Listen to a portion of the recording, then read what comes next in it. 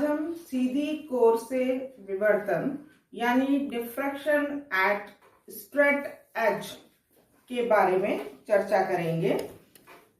ये हमारा कोई स्लिट है एस, जिसमें आधी स्लिट बोर्ड के नीचे है और आधी स्लिट बोर्ड के बाहर है। क्लियर है कि चूंकि स्लिट है तो वेव फ्रंट सिलिंड्रिकल होगा, तरंगाग्र बेलनाकार होगा। तो ये तरंगाग्र इस तरह से बेलनाकार तरंगाग्र होगा, आधा बोर्ड के अंदर होगा, आधा बोर्ड के बाहर होगा। तो वो हमें ये बोर्ड पे जब हम ड्रॉ करेंगे तो ये एक आर्क की तरह से हमें लगेगा। ये ऑब्स्टिकल है, ये रुकावट है, जिसके जो ये एज है, जो ये किनार है, वो काफी पैनी है, तीक्ष्ण है। ये जो एज है, जो कोर है, वो सीधी ये कोर ये आपकी जो स्लिट है उसके समानांतर है, पैरेलल है। ये हमारा स्क्रीन है जो कि स्लिट और स्ट्रेट एज के पैरेलल है। तो ये डिस्टेंस हम b ले रहे हैं आपके ऑब्स्टिकल और स्क्रीन के बीच में। ये स्क्रीन है और सोर्स और ऑब्स्टिकल के बीच का जो डिस्टेंस है वो हम a ले रहे हैं।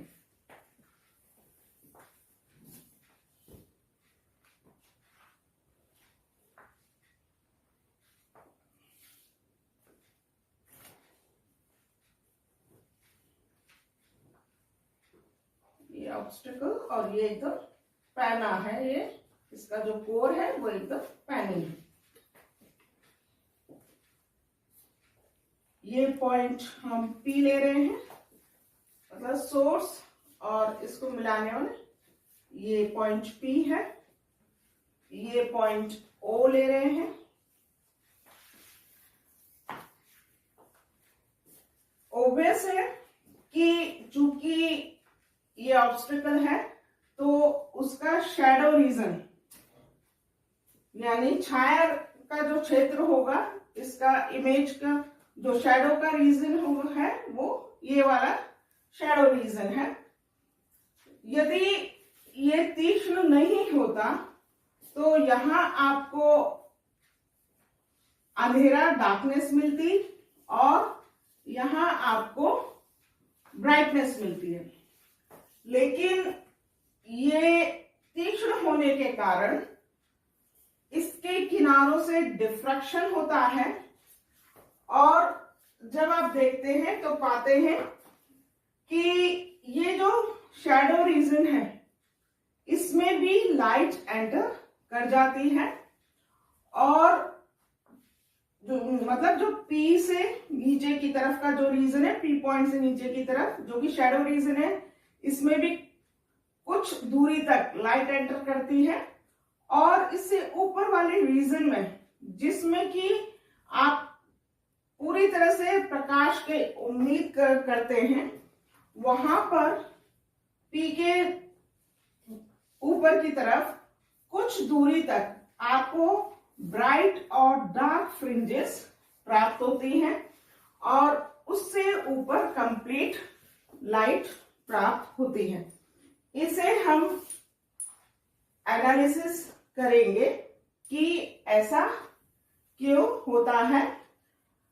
फ्रेनेल हाफ पीरियड स्ट्रिप्स यानी फ्रेनेल के अर्ध आवर्ती पट्टियों की सहायता से, चूंकि जो वेव फ्रंट है वो बेलनाकार है, सिलिंड्रिकल है, इसलिए हम फ्रेनेल हाफ पीरियड स्ट्रिप्स यानी फ्रेनेल की अर्ध आवर्ती पट्टियों का निर्माण करेंगे।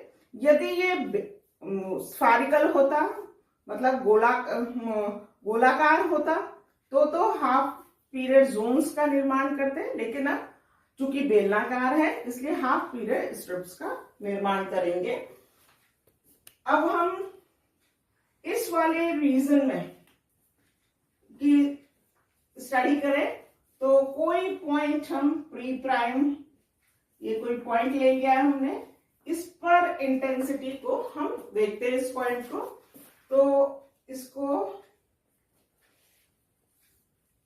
इस पॉइंट से जब हमने मिलाया है तो इसके लिए पी प्राइम के संगत के करस्पॉन्डिंग जो पोल होगा वो ओ प्राइम, ये पोल यानी ध्रुव ओ प्राइम ले रहे हैं,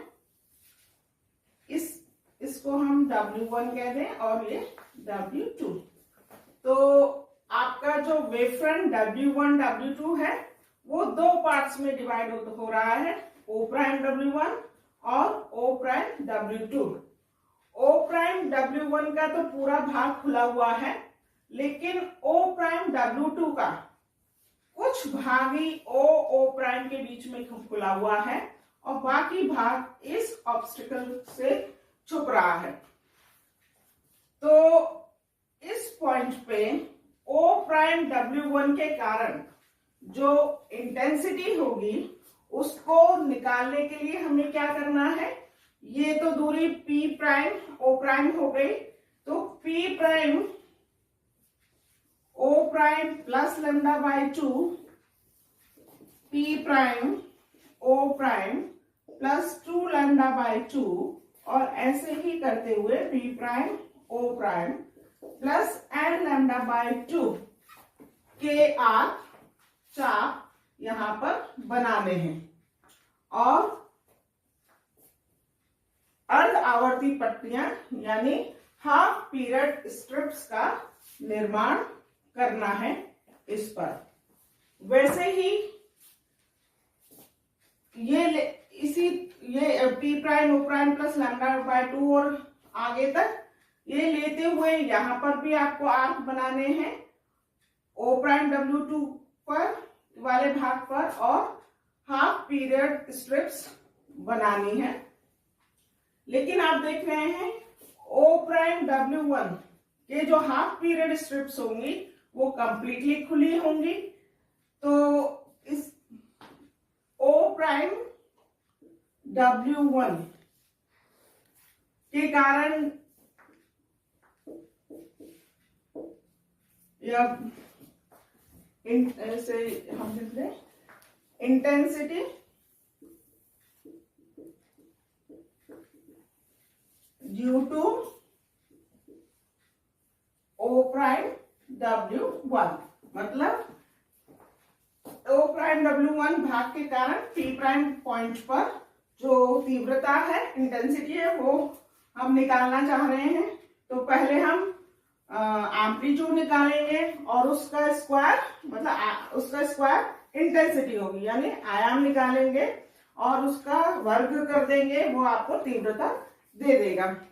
तो R चूंकि इसके कारण और इसके कारण दोनों को कारण निकाल के फिर हम समाप्त करना है, तो R will be equal to R1 prime plus R2 या R1 prime plus R2 prime कह दें हम इसे, या R1 डबल प्राइम ले लेते हैं, R1 डबल प्राइम।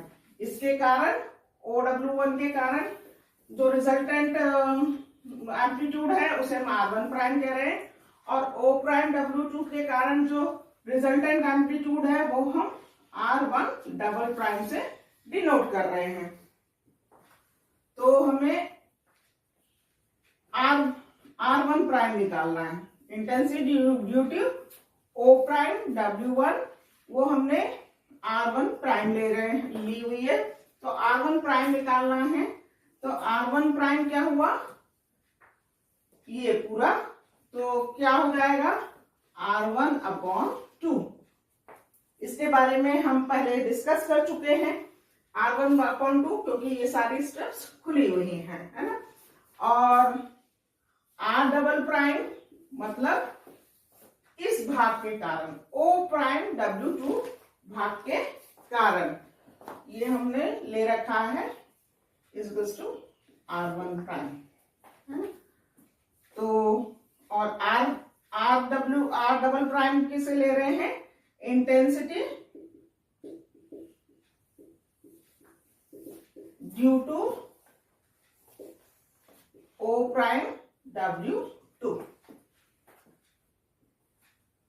तो यहां पर हमारा हमने यहां निकाल लिया R1 prime is to R1 upon 2। अब हमें R डबल प्राइम यानी ये वाला R डबल प्राइम माने intensity due to this part. अब आप इसको देखिए, जैसे हमने बात की कि ये तो पूरा ढका हुआ है, जो खुला है वो बस इतना हिस्सा है। अब यदि एक हाफ पीरियड स्ट्रिप ही यहां से खुली हुई है, मतलब ओ प्राइम के बीच में केवल एक हाफ पीरियड स्ट्रिप यानी केवल एक अर्ध आवर्ती पट्टिका है, तो आयाम कितना हो जाएगा? R double prime will be equal to R1, क्योंकि केवल एक ही अर्ध पट्टिका खुली हुई है, तो R1 आयाम हो जाएगा इसके कारण। तो टोटल कितना हो गया? R is to R1 prime plus R double prime is to R1 prime है R1 upon 2 plus R double prime है R1 प्लस R1, तो ये हो गया 3 अपॉन 2 R1। मतलब और तीव्रता कितनी हो जाएगी? Proportional to R square. तो ये कितनी हो जाएगी? Proportional to 3/2 square R1 square. मतलब यहां पर बहुत ज्यादा तीव्रता आपको प्राप्त होगी, मतलब यहां पर उच्चिष्ट प्राप्त होगा, मैक्सिमम। यहां पर आपको ब्राइट फ्रिंज मिलेगी, उच्चिष्ट प्राप्त होगा, मैक्सिमा प्राप्त होगा। लेकिन अगर एक की बजाय 2 हाफ पीरियड जोन खुले हुए हों, मतलब 2 हाफ पीरियड स्ट्रिप्स यानी 2 अर्धावर्ती पट्टिका खुली हुई हो, तो R डबल प्राइम क्या हो जाएगा? उस स्थिति में यदि 2 खुले हुए हों,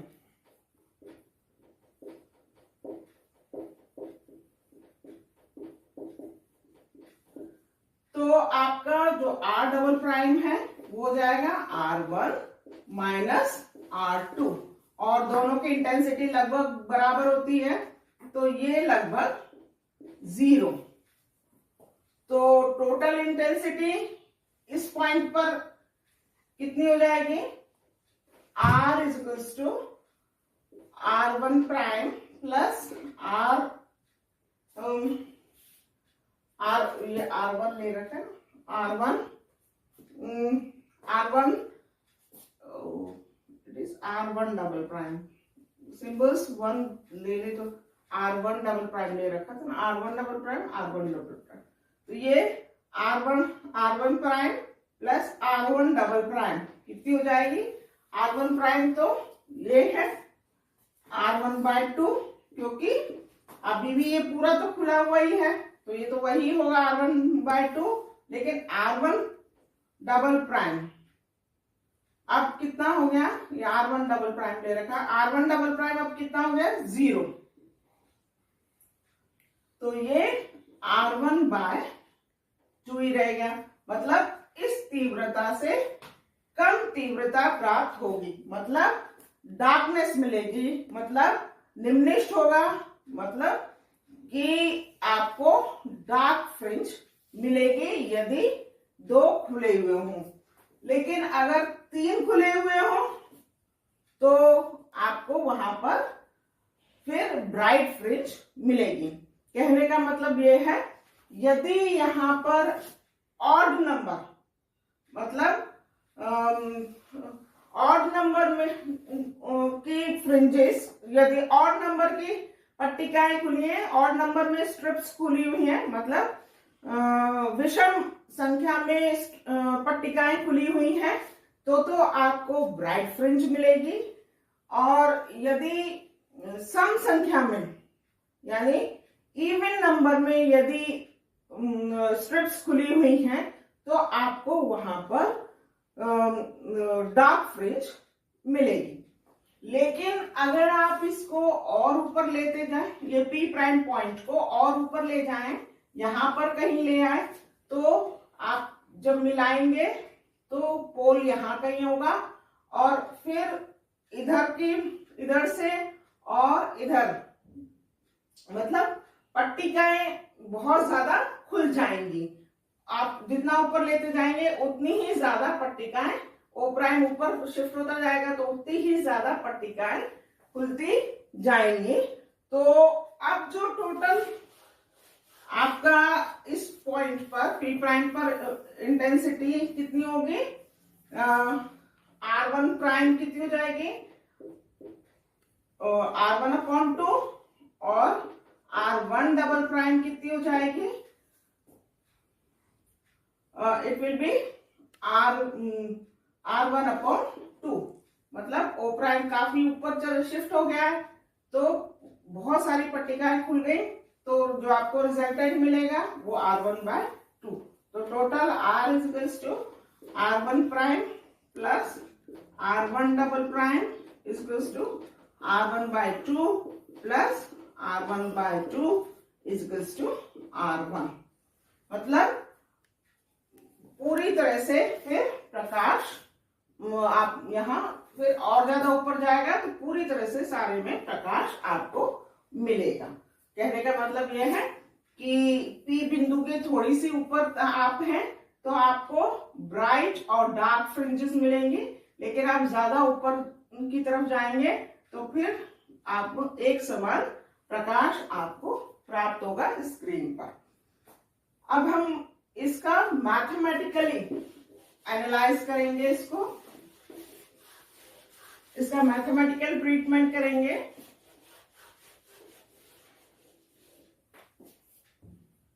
तो यहां से जो वेव पी प्राइम पॉइंट पे जा रही है और यहां से जो वेव पी प्राइम पॉइंट पे जा रही है, उनके बीच में जो पथांतर पाथ डिफरेंस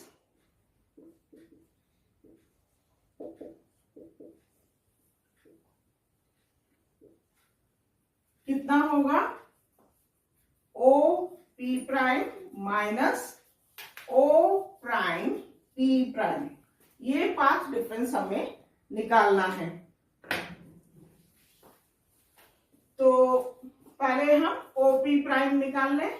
तो ओ पी प्राइम कितना हो जाएगा, ओ पी प्राइम डिस्टेंस ये अंडर रूट इस ट्राइंगल से P prime O P prime O P से ओ पी प्राइम कितना हो जाएगा, triangle O P square plus P P prime square. ये इस डिस्टेंस को हम y ले लेते हैं, तो ये हो जाएगा ओ पी प्राइम b ले रखा है तो b square plus y square. b को बाहर निकाल लें तो 1 plus y square upon b square whole half. अब चूंकि b y से काफी बड़ा है तो हम इसका बायनोमियल एक्सपेंशन करके केवल फर्स्ट 2 टर्म्स ही रख रहे हैं। तो ये हो जाएगा 1 plus half y square upon b square. अब हम o प्राइम p प्राइम को निकालेंगे तो o प्राइम p प्राइम मतलब यहां से लेके यहां तक, तो ये दूरी कितनी हो गई, S P prime minus S O.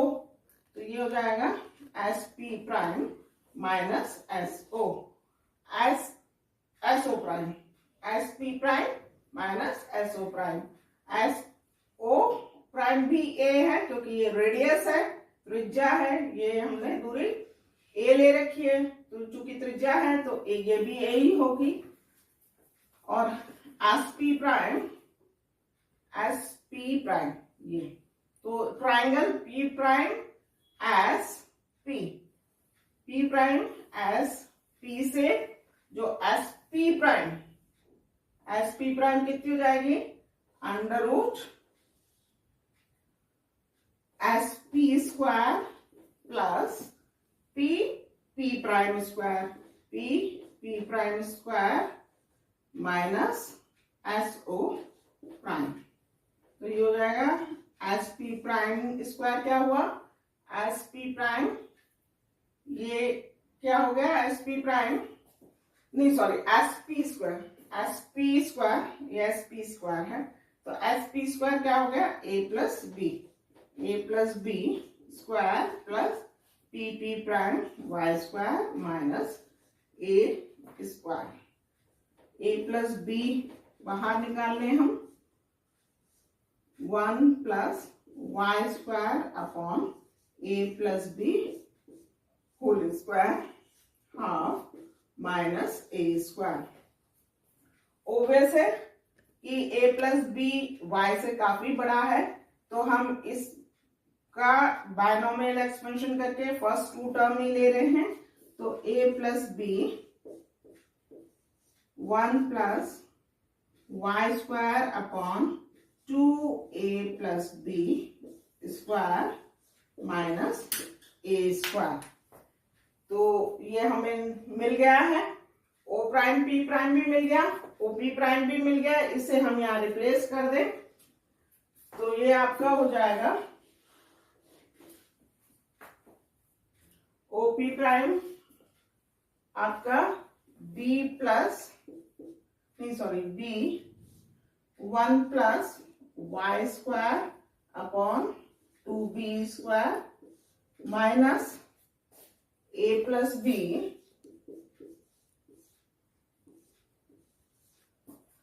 1 plus Y square upon 2a plus B square minus A square.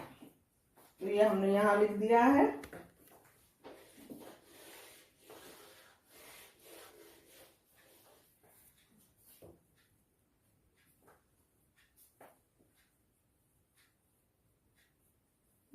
It is not a square, it is a,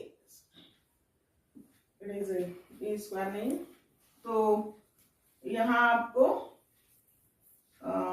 b plus Y square upon 2b minus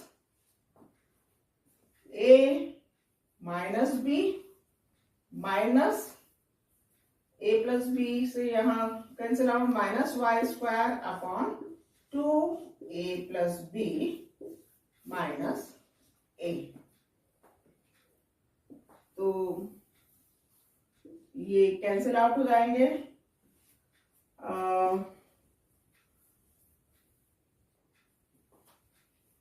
यहां पर ये minus ए का नहीं था, sorry ये plus ए है, plus ए, minus ए नहीं था, ये प्लस ए था, इसे थोड़ा सा सही कर रहे हैं, ये प्लस ए था, तो ये दोनों भी कैंसिल आउट हो जाएंगे, तो आपको मिलेगा y square upon 2b minus y square upon 2a plus b। तो y square upon b upon 2 common ले रहे हैं, तो ये हो जाएगा 1 upon b minus 1 upon a plus b। तो y square upon 2a plus b minus b upon a plus b is equals to y square a upon 2a plus b।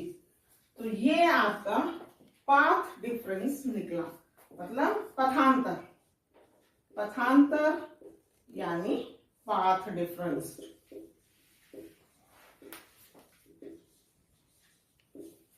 Path difference ये आपका निकला है y square a upon 2a plus b। यदि आपके इसमें N fringes खुलती, यदि sorry N पट्टिका खुलती, एन स्ट्रिप्स खुलती, यदि ओ ओ प्राइम के बीच में एन स्ट्रिप्स खुलती और वो भी सम संख्या में खुलती, तो जो पथांतर होता वो कितना होता, वो 2n लैम्डा अपॉन 2। एक स्ट्रिप खुलेगी तो λ/2 पथांतर है, और पथांतर होगा n स्ट्रिप्स खुलेंगी। यदि सम संख्या में स्ट्रिप्स खुलेंगी तो सम संख्या लेने के लिए हमने इसे 2n कर दिया है, तो पथांतर कितना हो जाएगा 2n λ/2। और यदि ये तो सम यानी इवन में, और यदि विषम में खुलती, विषम संख्या में स्ट्रिप्स खुलेंगी यानी ऑड में, तो पथांतर कितना हो जाएगा 2n - 1 λ/2। तो हम पहले सम में ले लें, तो y, चलो पहले हम विषम में ही ले लेते हैं। y² upon 2a + b equals to 2n - 1 λ/2। जब विषम यानी ऑड यदि खुल रही है तो आपका जो पथांतर है वो कितना हो जाएगा इससे, तो y will be equal to 2n - 1 2a + b lambda 2a + b upon a λ/2। इसको चूंकि ये कांस्टेंट है, a भी कांस्टेंट है, b भी कांस्टेंट है, लैम्डा भी कांस्टेंट है, तो हम इसे k से डिनोट कर देते हैं। तो ये हो जाएगा y इक्वल्स टू या अभी k की बजाय इसे हम थोड़ा अभी कांस्टेंट को इस स्टेप के बाद के डिनोट करेंगे। तो ये हो जाएगा √2a + b upon a λ/2 2n - 1 √2n - 1। अब हम इसको k से डिनोट करें, तो ये हो जाएगा k √2n - 1। और वैसे ही यदि सम होंगी तो जब ये जो यदि पाथ डिफरेंस k √2n - 1 है तो p प्राइम पॉइंट यानी y जो p बिंदु से y दूरी पर आपको डार्क फ्रिंज ब्राइट फ्रिंज मिलेगी, ब्राइट फ्रिंज। और यदि जो y